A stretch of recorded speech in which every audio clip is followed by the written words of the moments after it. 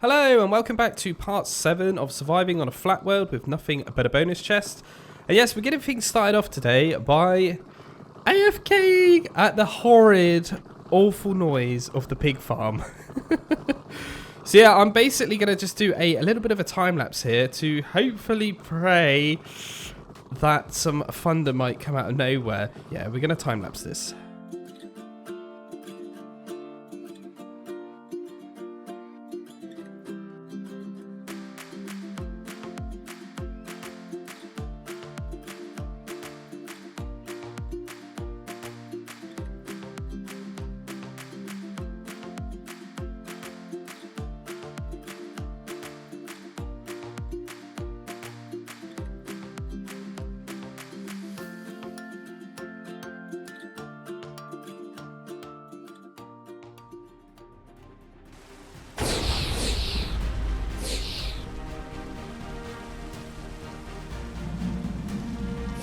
Oh my god, I've just heard some horrible noise outside. I was outside gardening. And look guys, it's happened. Okay, we got issues though. Oh my god, it's happening again. Okay. Is this going to work? Ah! Oh my gosh. Okay, this is actually working. What day are we actually on? Okay, we've only had to wait for 3 days, which is weird. Okay, now this might take a bit of time. Oh, I hope I get enough gold out of this. I don't even know if I've got any weapons on me. Okay, I got another sword. Jesus, man, this is going to take forever. But it's actually going to happen, guys. Oh, my God. I was under the impression that maybe my... Oh, my God, I've just realised I've got the weather up so loud, haven't I? There we go. Let's turn that back down. There we go. Yeah, I just wanted to say here that a lot of you guys said in the comment section that this might not work, but it seems to have worked, so that's good. Okay. Oh my god, I'm so excited, man. Okay, there is a pork chop in there. Oh god, how much have we actually got? 64 plus 1 good. Not a lot. Getting a lot of XP. Okay, there's quite a bit of gold here. Oh my god, it's finished thundering now. Okay. I'm a bit scared. Okay, we got enough to make 1 apple. That's okay, that's a start. I guess that's not a massive issue. Okay, we got 1, 2, 3, 4. We got quite a few golden swords as well. Oh god, so we're gonna have to wait again. For another thunderstorm! No! Oh god, so we got to breed all these pigs again. Okay, so what I'm actually going to do is probably kill all these pigs off now. And yeah, well, we're going to try and get some sheep maybe.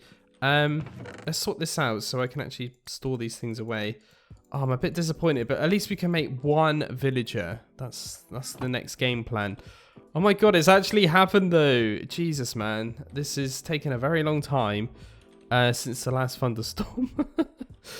Oh god, my plan has actually worked. Amazing. Excuse me, pig. Excuse me, pig. Thank you. Okay, let's go and do some things now. Yay! So now that's all done, we can actually start crafting our very first golden apple. Oh my god, this has been such a long time coming. I can't believe it. But yeah, I just quickly checked the actual day time to see how much time I've actually got until I can hopefully hunt down a witch. So I gathered up my honey bottles that I obviously been preparing. I harvest any crops that I can because obviously I need to make sure I've got a lot of bread on me. And yeah, I crafted up some more bread. As you can see, I got 51 now. I decided to kill the leftover pigs because I don't really need them anymore. Fingers crossed. And yeah, we start to go around my little moat with my actual skeleton horse, patching in any kind of dirt holes that have been left over from, you know, Enderman or anything like that, or, you know, previous little encounters I've had, because I need to make sure that I can actually get a witch across. We don't even know where they're going to spawn. So yeah, I need to make sure. And I could actually spot something in the distance. And I realised what it was. Do you know what it is, guys? It's a wandering trader. It's the first ever wandering trader I've actually had. Now, this is totally got to do with the actual pigs. I'm sure of it. Okay. Don't quote me on it though, but I'm pretty sure it's something to do with the pigs. Now, obviously, the pigs have changed into zombified pigments. So, yeah, obviously, that means that there's less mobs around. So, therefore, I think he spawned in because of that. But anyway, I wanted to get this guy actually inside my so-called safe area. Because a wandering trader, yes, he didn't have very good trades. Obviously, I don't have emeralds at this point. But yeah, I wanted him in because I can obviously try and get myself another bucket. As you can see, it's turned nighttime now, and he's actually had a swig of his invisibility potion. And straight from the bat, I've actually managed. I don't know what's going on today. This is a crazy one. Yeah, we've actually managed to find a witch straight away. So I venture over there with my actual skeleton horse. Still need a name for that thing, by the way, guys. I still need a name for it. And yeah, I managed to make myself a safety little bridge for this witch. And she started throwing some slowness potions, some poison potions, and I actually got a spider mixed in with this encounter. The spiders seemed to just kind of leave me alone, which was quite nice. But yeah, I needed to come up with some sort of strategy to get this witch across. And I thought, I'll use the fishing rod. Now, I know it's quite powerful in Java Edition, and yeah, I was hooking the witch, and this seems to work pretty well, right? I mean, I gotta say, that was quite a big brain moment, but not a big brain moment with the poison aspect. Yes, if she managed to just one little harming potion snipe me, I would probably be dead, right? And this part would never be existed. I've also had to pay a bit of attention to skeletons as well. If I got sniped by a actual arrow, I would have GG'd it as well. But yeah, I managed to capture the witch, which is quite nice, in a boat, as you saw. And I made a bit of a structural dirt platform just to, in case a zombie villager, I was going to say zombified, but I guess it can be, a zombified villager. And yeah, unfortunately, I didn't actually encounter any in that night. Bit of a sad one, to be fair, because that would have been very nice. So I hook up my actual horse again, or lead him up, and yeah, I decide to shoot the witch, and I accidentally hit the boat, and I didn't know this was a thing, but boats actually break, so I had to quickly think off my feet, like, where are we going to put her now? So I decided to just put her underneath the pig, because if I end up catching a zombified villager, I can just, stick him under there, and he won't burn if it does become daytime. So I managed to actually shoot her this time without actually breaking the boat. And the reason for that is just so that I know she won't despawn. I think that's a mechanic, if I'm not mistaken. Either way, it's just me. But yeah, I went up to the top to try and get myself a zombie villager from my mob farm. I managed to get myself an iron ingot. And yeah, that was pretty as exciting as that could be. Next night is approached and we're hunting now. I found another witch. Not really interested in that. Still haven't actually found a zombie villager yet. And then, behold, ready for this? I couldn't make this stuff up. A zombie villager. And it's actually a farmer as well. Exactly what I was after. So I've been thinking prior to this moment. Obviously, I realized it funded. I've been playing, and obviously thinking about what kind of villager I would actually want. And I've thought in my head, I need to go for a composter, I think, because I can get carrots and I can actually get potatoes stupidly easy, and this is going to make me a bit of money at the start, I think. But anyway, we got the villager up a little bit of a dirt staircase, as you can see, and I need to kind of block off the water that is actually pushing away, so he actually chases me. There we go. And yeah, we're going to kind of just lure him all the way over to a little bit of a boat while I think about what I'm actually going to do here. Because I've actually got to get this zombified villager now to actually turn into a villager by getting the witch to throw a weakness potion at it whilst giving it a golden apple without dying. So yeah, a bit of a challenge now. So I had to have a bit of a thing. And you might have saw there as well, I left in the actual clip that I actually threw a golden helmet, I was going to say, an apple then, at the actual villager to try and make him wear it. Unfortunately, because he was aggro at me, I don't think he would actually equip it, unfortunately. It doesn't really make sense, though, actually, when you think about it, because he's actually wearing a straw hat. So why does he burn in the day, I don't know. But anyway, you can see the day-night cycle is basically becoming sunrise, right? It's the morning. So this was perfect timing. And this is it, guys. We have got a witch and a zombie villager together, and I have the golden apples. So we're so close now. Oh, this is so exciting. But yeah, I wanted to make sure I didn't miss the actual Wandering Trader, so I give him 3 whacks of critical hit with my wooden sword, and on the 4th one, he should die if I crit hit him. So now we just need to wait for this guy to drink a milk potion, and then, well, not a potion, a milk bucket, sorry, to cure his potion effect. And yeah, I've only done this on Bedrock Edition, so yeah. Bear with me, guys. I know what we need to do. We need to make sure the witches are at least a free. You're in a 3 block radius of the actual witch for this to actually happen. But yeah, luckily I've got these beautiful honey bottles that I can actually cure the poison. But yeah, we started to kind of jiggy around these guys using water because obviously they're in boats and stuff. I managed to get the villager to be pushed right up to the witch, but because the villager is kind of obstructing the witch's view, she wouldn't like throw potions at me as often.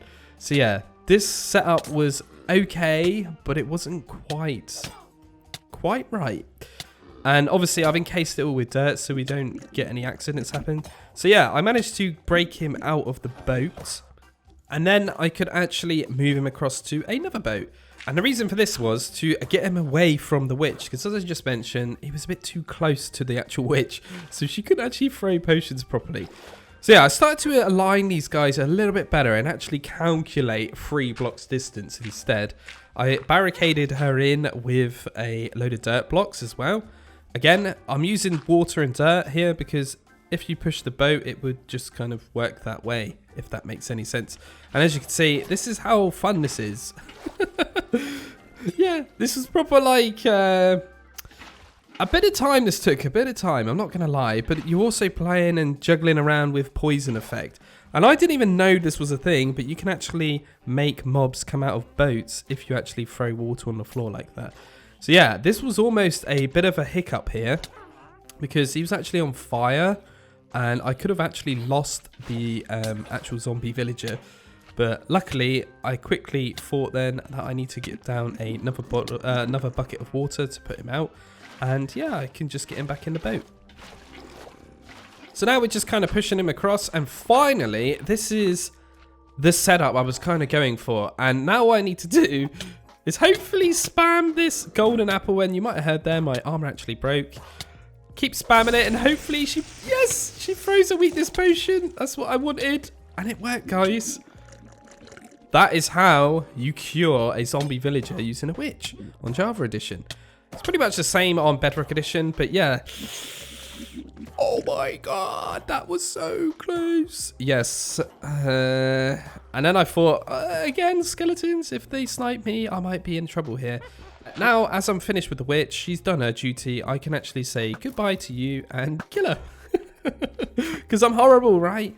No, I don't want to get any issues here. But yeah, we're about to be getting a villager, guys. Oh my god. This is the game changer. So yeah, I decided to craft out a beautiful little composter. And I've kind of sped this up a little bit. And we can see a beautiful villager has been born. Wow. He's been cured, right? So, villagers on Java, when they actually are cured, they don't actually get a profession, which is quite cool. On Bedrock, they instantly have a profession, which is a bit weird. But yeah, I managed to trap this guy in here. I don't really want to show you too much because it's pointless, right? I just put a villager in here. It's nothing too amazing, to be fair. But yeah, I'm kind of waiting and trying to get a decent trade here. Now, I know there's a trade where you can get carrots and potatoes at the same time. And that was kind of what I was after. And behold, on the second try, I got what I wanted. So yeah, all I need to do now is actually trade up a load of carrots and potatoes to get enough emerald blocks. Now, if you don't remember, on part 1, I mentioned this. There is a data pack that is actually attached to this world that allows me to get lava buckets. Now, it's cost me, well, the recipe is 9 emerald blocks. So kind of all I'm doing right now is farming to get so-called lava block. That's all I want to do, right? So yeah, quite a long time has gone past here. And obviously, I'm using up the bones I've got from up the top. And finally, we have got the last remaining 9 emeralds that we need to make this block. And this is the recipe, guys. A 3x3 of emerald blocks give me a lava bucket. It's very expensive. And oh my god. You don't know how happy I am to have cobblestone. Could you imagine if I changed that into an obsidian block? What a noob if I did, man. But no, we didn't. We did it first go, which is beautiful. We didn't mess up anything, and we can just use my beautiful wooden pickaxe. Oh my god, we got cobblestone. Oh, this has been such a grind to get this stuff. Oh, man. It's so weird, isn't it? Because, like, when you play sky blocks or anything like that, you always have a cobblestone generator at the start, and when you play this, you don't. But yeah, I'm using some old wooden tools to cook up some logs so I can actually start getting some torches now. Oh my god, this unlocks so much ability. So obviously you saw me craft the furnace. We've obviously got a stone shovel now. We got a stone pickaxe as well. So we can finally upgrade my gear. And yeah, I was just swapping out any redstone torches with actual torches. So we actually got a light source now. But I can also make some campfires as well. Now, campfires are really good for cooking. Obviously, they don't require any fuel or anything. But the main thing is I want to use it to harvest my honey from my bees, right? Safely. So, yeah, I can cook a steak on there as well, which I've been getting from the cows. So, essentially now, because we got the cobblestone generator, I've actually got the best food source in the game, pretty much. Well, at least one of the best food sources in the game. I just crafted up a grindstone as well. This is to do some de-enchanting. And I made 9 furnaces. Now, why have I made 9 furnaces? Now, this is actually a good setup if you have been grinding away on a mob farm for hours on end, like I have, trying to get iron. You end up with a lot of junk, like leather armor, golden armor, and iron armor. And obviously, bows as well. So I thought in my head that I would set up some sort of like easier system for me to smelt all this for free. Now the idea is that I'm going to use bows for the fuel and then cook up all of this. And essentially all of this gold will accumulate to hopefully, fingers crossed, enough gold to actually get myself the next golden apple that I need to make another villager. So yeah, this is kind of what I do for a bit.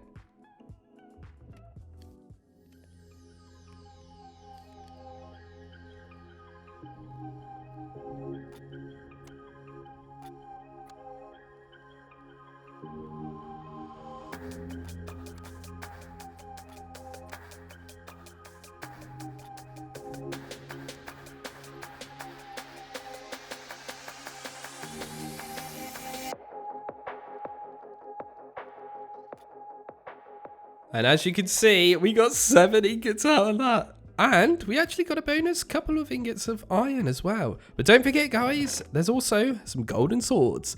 So yeah, I can smelt up the golden swords as well. And how much am I actually going to end up with? This is the question. 14, which is pretty good, right? So that means we've got enough, guys, which is awesome. So yeah, I can actually craft up another golden apple now. And I don't need to get more pigs. I don't need to quickly get to the nether. That's what I was thinking in my head. I forgot, and honest, I actually genuinely forgot I had all that crazy armor shop upstairs. But yeah, I could just use that to get the golden apple. Easy, because obviously I got access to furnaces. So a bit of time has gone past, and I've actually managed to find myself a zombie villager. Now, I believe he was a leather worker, if I'm not mistaken. And it took a bit of time to get this guy, because of the day-night cycle was kind of very close. And yeah, he almost burnt to death. I quickly kind of, thought of my feet very fast. And now I've got the actual zombie villager this time round instead of having the witch. And the other thing I do need, though, to actually cure this guy is a witch. So again, I went back to the actual mob farm, praying and hoping that I would actually get myself a witch randomly spawn in. Unfortunately, that never happened. And once again, the night has approached of the same day. And actually luring over the villager across to the actual pig again, because that was a pretty good idea, right? And yeah, I got him over there, and then obviously I just need to get myself a witch. Now finding a witch didn't really take me too long, but this witch was quite far away. But the beauty of witches is if you aggro them, they will just chase you and hunt you down forever. So all I needed to do was just aggro her and then kind of mimic exactly what I did before. But stupidly, I did something bad here. Yeah, I broke my rod. And that was my mending rod, guys. I mean, I'm not really sad about it because it's only mending, but still, it saved me crafting up a load of fishing rods. And again, we almost GG'd it there. So far in this whole, like, kind of curing process, I've almost GG'd it 3 times, which is crazy because of the witches, right? But yeah, we basically, again, mimicking the same sort of setup here, but I wanted to show you this so you know I'm not cheating or whatever you accuse me of. I don't really know, but yeah, exactly the same processes, but it was a lot easier because I kind of already done it before, so I knew what to do a bit easier, if that makes sense. But yeah, I managed to kill the witch as well, quite easily as well. And then all we need to do now is, again, break down all of this dirt with my lovely stone shovel now, so it's a lot quicker. And yeah, I can kind of clear up this whole system as well. But before I do want to just take the actual grindstone, because I'm actually going to turn this guy into a weaponsmith. Now, it's probably not the brightest villager to go for, in my opinion, but there is a reason for it. Now, what I was kind of after was either a looting sword or just a better sword, but I was mainly after an axe. And I should have gone for that trade there. Now, I left that edit in, but I actually end up going for this trade because of the coal. Now, in the future, I'm probably going to make myself a bit of a wither skeleton farm. Maybe that's going to prove to be beneficial. I'm not really too sure. But the main reason I went for a weaponsmith, again, is for the axes. So I can smelt down the axes and get myself some iron. But look at this trade. This is the important trade. The iron for an emerald. Now, eventually, Dan is going to be making himself many iron golem farms. And I'm going to have so much iron, I don't even know what to do with it. So we're going to end up just trading iron, probably. Because it's probably a bit quicker than actually farming, in my opinion. I just have to go AFK, right? But again, I'm doing the kind of setup, the same sort of thing there. Just cooking up some of those axes for now, because I don't have access to a lot of iron and it's a lot quicker. And yeah, you can see that this whole kind of setup is pretty good for actually getting myself a bit of iron at the start. I just need to smelt down the stuff. Unfortunately though, believe it or not, I've gone through all of my actual bows now, which is crazy, but I still have got a load of enchanted bows that I need to disenchant. But anyway, we've gone around and picked all my beds up. Now I'm going to start going ahead to breed the actual villagers. So I just made a dirt box, and yeah, I break the first villager here, the weaponsmith, put a boat there, and he's gone straight into it. So my plan kind of worked, and the idea was just to get these guys together and breed them, and then probably keep those guys as like the backup villagers, right? Much like my backup pigs I've got right behind me. That's the plan, because you know, I guess it's okay now and it's raining, but the problem what I'm scared about is if it thunders on these guys, they're going to turn into witches, right? But yeah, I throw the love juice at them, which is obviously bread. They seem to love bread. I don't know what it is about it. But yeah, the more beds you have, they will actually start producing little ones. And once they've actually produced little ones, I can then take the little ones once they're grown up. And yeah, they will be the source to actually start the whole iron farm or whatever, right? The future of the village economy. I can't say that word, so don't shout at me in the comment section. And yeah, I decided to go over to my beautiful area where I actually lord over the witch. And I decided to put a fence around here. And we're going to put Mr. Pink Sheep in here. Now, Mr. Pink Sheep is going to be quite a valuable resource to me, because this is how I'm going to get some wool. And yeah, the more beds, like I just said, I put in here will produce more little ones. So yeah, that's kind of my setup right now. I just need to do a lot of breeding and a lot of waiting and shearing. So anyway, guys, I'm DanRobzProbz. Thank you very much for watching. That is the end of part 7. Take care, and I shall see you in the next one.